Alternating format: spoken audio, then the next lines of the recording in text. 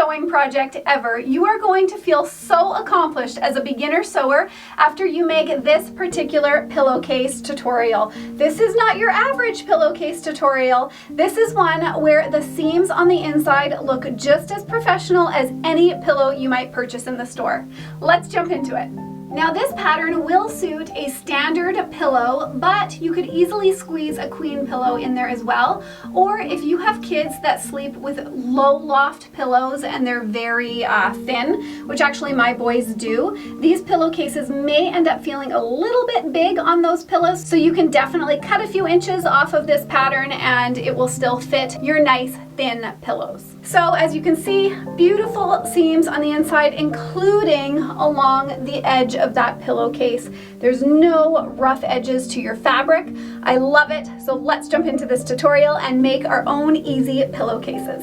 For one pillowcase, you will need 3/8 of a yard of fabric for the outer band, as well as 7/8 of a yard for the pillowcase body itself. You can use cotton or flannel fabric, and the pillowcase will measure 30 inches by 20 inches when it's done. From the body of the fabric, you will need one piece cut at 41 inches by 26.5 inches. I found that it was easy for me to fold my fabric in half, selvage to selvage, and then cut that 41-inch length from there, trimming the selvages off last. And then for the outer band, you will need a 41-inch strip by a 10-inch strip. And I did the same thing, folding my fabric in half so that the selvages lined up, and then that helped me get my 41-inch strip. Most fabrics come around 42 inches from selvage to selvage, so this should get you the length that you're looking for. Then cut off the selvage so that you actually do end up with that 41-inch length. It's at this point that you really should take the time to press your fabric before moving on to the next step. All right, so now we're going to grab our border strip of fabric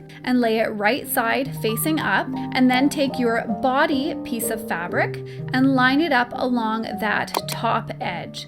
So the 41-inch length will line up together. You'll pin all the way across that top. Now, before we do any sewing, we need to roll up our large piece of fabric like a burrito all the way up to that pinned edge. Once we have it nice and close to our pinned edge, then we can tuck it out of the way, and we will take our narrow piece of fabric, which is the band, and we will fold it over and attach it to the clips we've already attached along that edge. And now we can sew a 1/2 inch seam across the entire top, making sure to backstitch when you start and when you stop, and also make sure not to sew over that rolled piece of fabric that we've tucked inside. Now that we've sewn our little burrito together, it's time to pull the inside out. So reach on in and grab the roll and start pulling it out of the band until everything is right side out. Then it's time to take it to your iron and press that seam flat. So I work my way on both sides, pushing the band outwards. This is why it's nice if you sew a 1/2 inch seam over a 1/4 inch seam, because your seam just nicely lays flat and allows you to press this band nice and flat. Now it's at this point, if you want to cop out, I will let you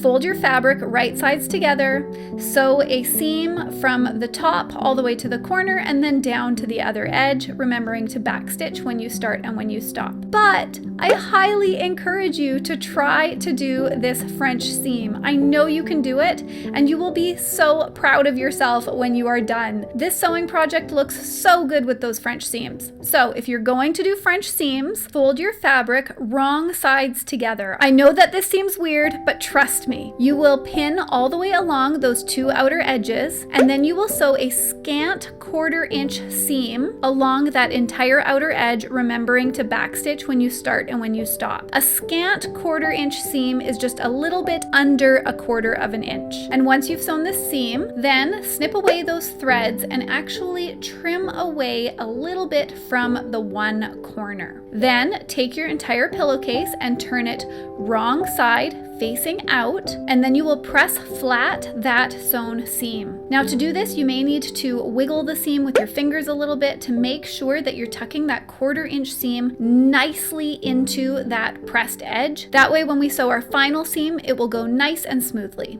And while I was pressing this seam, I just threw some clips in to hold it in place.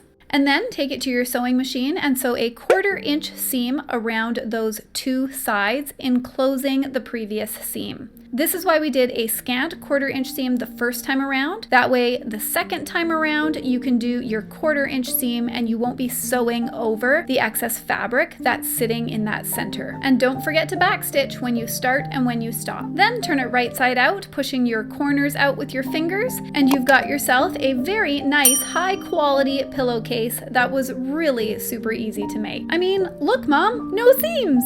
I hope you found this project to be a super easy beginner sewing project that gives you some pride when you're finished sewing it. If you have any questions, please leave them in the comments down below, and don't forget to hit subscribe for future tutorials. I hope you guys have a wonderful day and happy sewing. Bye for now.